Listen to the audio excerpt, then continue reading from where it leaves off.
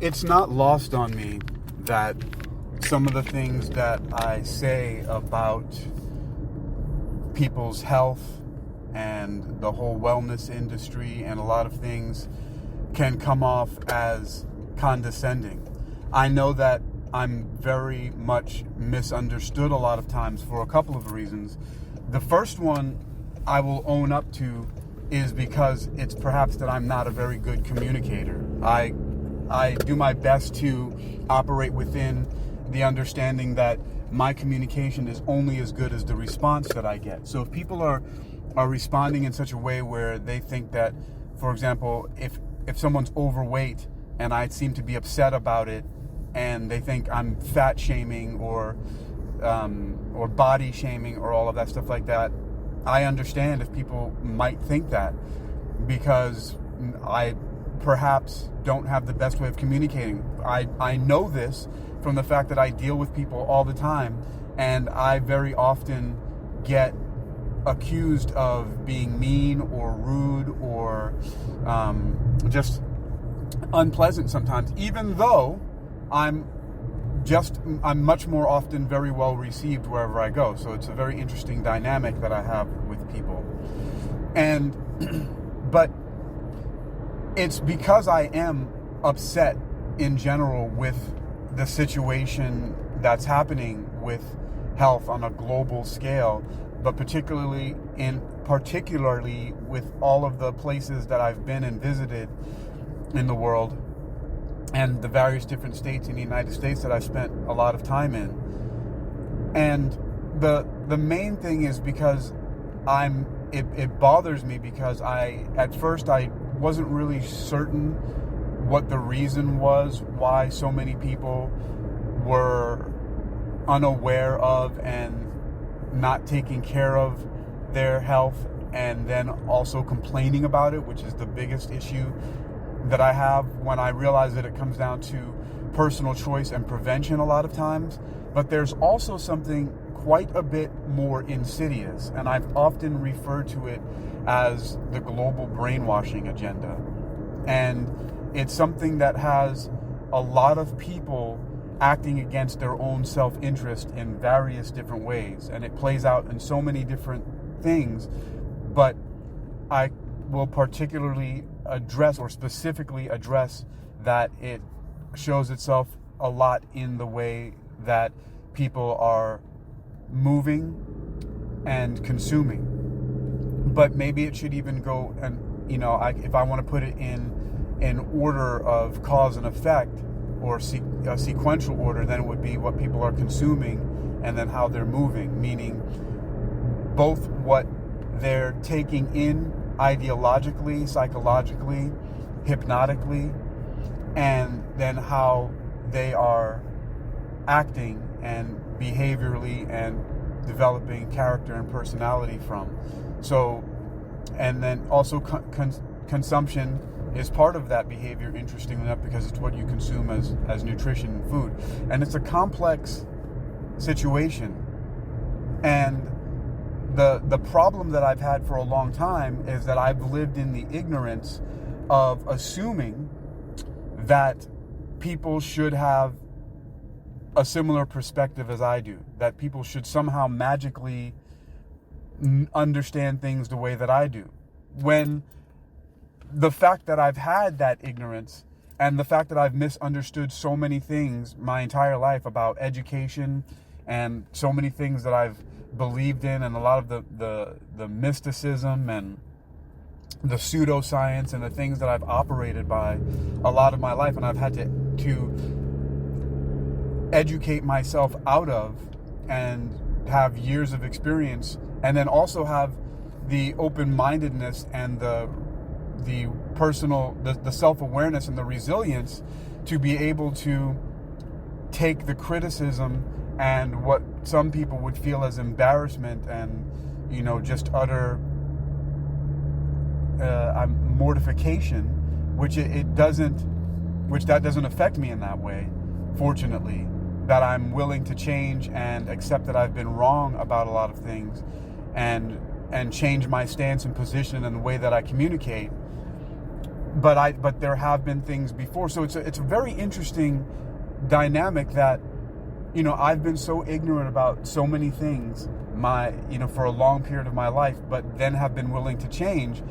But part of that type of growth is what has helped me to realize that, a lot of people just don't have the perspective I do, and I can't be upset about it. Like thinking things like, why don't they know this? Why don't they know they should be reading the ingredients on the packages of food? Why don't they know that they shouldn't just be eating for flavor, And I still have remnants of that to this very day. I was at a cafe and I was looking at a young couple sat down.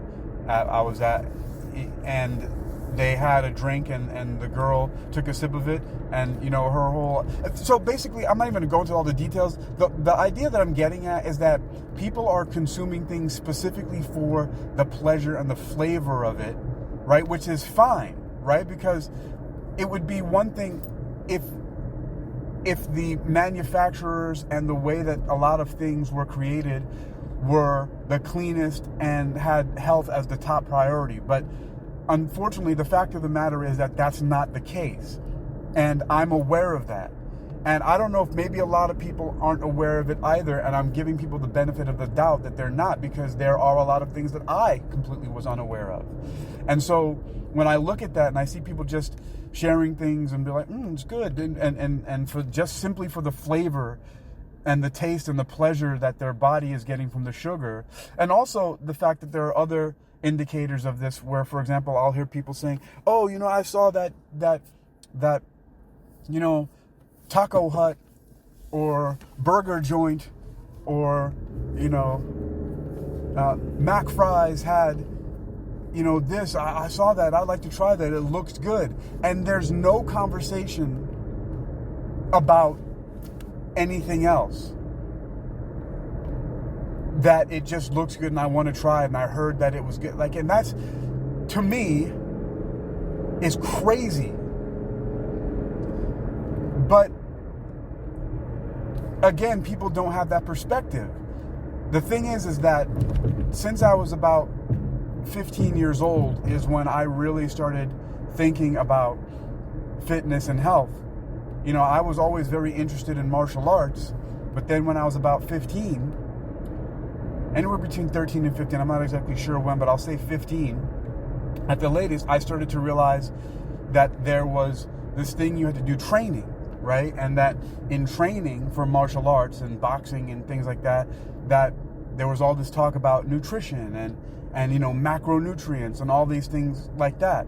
So that's when that really started to get inside my head that, it matters the kind of fuel that you put in your body. And I already knew it. Most parents at least have the general and generic idea of eat your vegetables and, stay away from junk food, right? And even my dad was very adamant about it, where my mom was okay with ordering, pizzas and Chinese food and McDonald's and things like that. My dad was completely and totally against it, and he was all about going outside and playing in the yard. We had big yards. He's like, go outside and play in the yard. He would either take our toys and put them in a big trash bag and lock them up, and then say, go outside and play. And that's what we would do for hours. Whereas my mom had a different take, where she was fine with sitting in front of the television for hours and drinking 2 liters of Pepsi. So I had this dichotomy, and then looking at the outcomes of what that's had on their health, it's a stark contrast, and it's very shocking and in some ways depressing, while at the same time being eye-opening, validating, and quite concerning, and so many different conflicting feelings all at the same time. And it's one of the reasons why I have the perspective that I do, and realize that, I was fortunate enough somehow I followed the path of deciding that great health is the truest of all wealth. And that's the point of my wealth attraction research. But I also have to realize, once again, that not everyone has the perspective. For some reason, we all have different things that happen in our lives that cause us to take different paths. I mean, why is it that nobody else in my immediate family, my siblings in particular, why is it that no one else is at the high level of fitness that I am? Why does it seem like they seem to have followed in the path of my mother and don't really have an awareness of what they're putting in their bodies as much, you know. And I'm not saying that everybody, but there are different levels of that. There's a spectrum for sure. And but in practice, you know, people say things, I know this, I know that, but in practice it's completely different. And so I just wonder how did that happen to me? And I know that a lot of it comes from also the fact that I've been really rebellious ever since I was very young. The fact that when my parents were arguing or I didn't like something for whatever reason, I would just leave home or leave school. There were times when I remember when I was in kindergarten where I would just sneak out of the fence that was for some reason unlocked in the rec yard and just go home. Or if I was at home and something I didn't like, I would just leave, and the police would have to find me hours later at a park somewhere on the swings just because I just decided that's what I was going to do. So you know, maybe that's part of it, and maybe that has something to do with when I was born in the relationship of my parents and certain things that happened. Maybe it had to do with the fact that my mother fell down some stairs and got burned with boiling hot water when she was pregnant with me. You know, maybe it was that, on and on and on, right there. So who knows? I have no idea what the reasons are that I've taken such a completely different, a drastically different path than so many other people in my family. I don't know. But the main concern and the main point that I'm making is that what I've realized is that I and no one should expect anyone to have the same perspective that they do unless people are literally on the same page. You know, when I say that, I mean when people are reading the exact same books and having discussions about them. And, you know, it's one of the reasons why, not the only, but one of the reasons why I started worldreadingclub.com and the podcast World Reading Club. Because there are people that I care about and people that I know, and I would literally want people, one of the greatest things that I enjoyed with Floor Elizabeth Carrasco that we did almost every day together up until, you know, she passed away, until she died in 2019, was we were literally on the same page. We would sit together. She might be reading one book and I'd be reading another. But every so often, while we were in that zone of parallel play, while we were hanging out reading together, she would stop and say, hey, I just read this, listen to this. And she'd read something to me and then ask me about it, and then we'd have a little discussion about it. And then I would do the same thing. I'd be like, hey, do you check this out? I just read this about such and such. And that's how we would hang out sometimes. Or, you know, when we'd go to the gym together, we'd talk about what we were doing for workouts. And we weren't doing this. She might go and walk on the treadmill or do the stationary bike or go in the pool, and I would be doing the heavy bag and maybe a little bit of weights. But then we'd always be talking about it. And so, and with books, again, especially, that's what I literally mean on the same page. You know, so you can't expect someone to have the same perspective unless you're reading the same books, taking the same classes, going to the same seminars. And I think that's a healthy thing for people to do, especially couples or really great friends. Like, if you really want to understand each other, families, you know, building legacies and making cohesive units, it's something that I've strived for a long time. I found it with Floor, my girlfriend and still good friend, Christine, before her. We were like that as well. You know, we would go to the same type of events and the same seminars and read similar books and go to similar classes and talk about these things. So, you know, I understand how that dynamic can play out. And I think that it's a very healthy one, and it works in a lot of ways. But that to me is a very productive way to engage in a lot of different relationships, is to share basically the same types of media and talk about it, and, you know, and see how that plays out in our lives. Even if we're not always, you know, we might not have all the same interests. That's probably not healthy unless some people are really okay with that. But the point is that at least people should have a basic understanding of what our similarities and differences are, and at least share certain things and have certain similar values about personal development and healthy living and how we're going to go about living our lives. And so that really is one of the main points, though. Once again, I'm going to reiterate that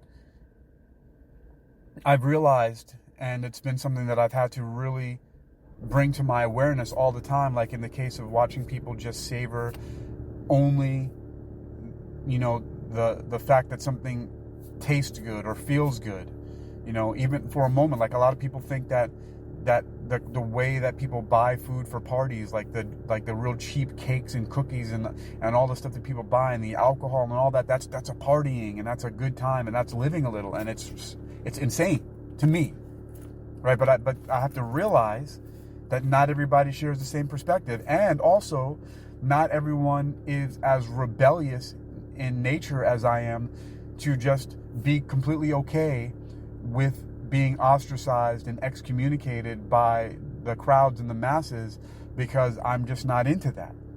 And I've very often been not into it. I've tried it. My whole life has been vacillating between trying to figure out like what is so good about this partying and drinking and smoking and drugging, and then the opposite, which is complete abstinence, and then focusing on martial arts and music and reading and studying, which my triad is martial arts, music, and metaphysics. And it's eventually what's really been interesting about this whole experimentation process that I've done is where the first time I ever came across any mind-altering substance when I was 17, when a friend shared cannabis with me, and then 19 when I had my first drink of alcohol when I was out with a death metal band that I was a lead singer from, and that the shows we would go to, some of the bars and clubs we would play, they'd never asked for ID. They just like, oh, you're the lead singer of the band, you're part of the band, here, have some drinks. And the interesting thing is that I would have these times where I would be drinking a little bit or a lot or binge drinking, but then have these long times in between where I would completely abstain because it just didn't feel good, because I was more interested in martial arts. By that time, I was already deeply entrenched in capoeira and just all the cartwheels and flipping and the dynamic movement of it. So, and I realized that my body just didn't function the way that I wanted to, and I couldn't perform every single day if I was out so-called partying. Right? So my body I couldn't wake up enough. I was staggering. I didn't have as much coordination. And that was a no-brainer for me. It was non-negotiable. I just thought to myself, this is inhibiting my ability to physically perform, so I'm not going to do this. And then when I, allowed myself to go along with the crowd and the friends, and I would do it, and I'd party, and I'd do it like, a month or two or whatever, and then I'd be like, this is not good, and I would just stop. And I'd have these long periods of anywhere between 6 months to 2 years where I wouldn't be engaging in any kind of substance at all. And so what ended up happening is that, like I said, I started at 17. I'm 49 now, right? And so that is 32 years. And in that 32 years, probably only 4 years is when I've been actually actively drinking, smoking weed, or doing any kind of drugs. Like I've taken acid and ecstasy, but 4 years total, if you add it up all together. So most of my life I've abstained from stuff because it just did. Most of my experimentation with drugs and alcohol has been, when you add it all up, is like 4 years, because I just couldn't serve two masters. I couldn't serve God and Mammon. I could not physically train in martial arts and compose music and read and study and just be present and aware and completely coordinated to do those things that I was more obsessed and passionate about while I was doing that. And even in moderation, so-called, like there would be times where I would just go out and have one beer with a dinner or one glass of wine, and it still just felt like crap. And maybe that's also another thing. Maybe it's just genetically or biologically about my own body and the way that it operates. It just doesn't work for me. So again, that's just another side little explanation I'm giving some more details about my personal experience and understanding. But I also now, I've come to this realization, and it's it's becoming more and more present in my conscious awareness, that people just simply don't have the same type of awareness, the same type of perspective, and the same type of willingness to depart from conformity, regardless of what kind of excommunication or ostracism, or what people are going to say about me. Because I've had people say things directly about me. Oh, like, you don't drink? Like, what's the matter? Like, and they would look at me like there was something wrong, or like I was acting like I was better than them. No, so I just can't do that and perform the way that I want to. Like, it stopped me from doing so many things. And so I've just chosen to be another way. And that's really a lot where that comes from. Anyway, that's a little note there. I'm going to have to leave it here. I've got a gig that I need to get to really quickly. But there's a note. I'm going to let my DeepSeek R1 AI organize this for me into a coherent structure. I'm going to let it analyze it for me, and then I'm going to see which one of my podcasts online are best to post this on. So I'm going to put this little note at the end. DeepSeek R1, this is a message to you. Mine, my online presence. I am Hakeem Ali Bocas Alexander. And look at my different podcasts and websites, and this discussion that I've had, I'd like you to analyze it and help me to determine which one of my podcasts this would be best suited for. So that's your assignment for DeepSeek R1. Again, I'm Hakeem Ali Bocas Alexander. And this discussion was really about healthy living and self-defense. We'll see where it goes.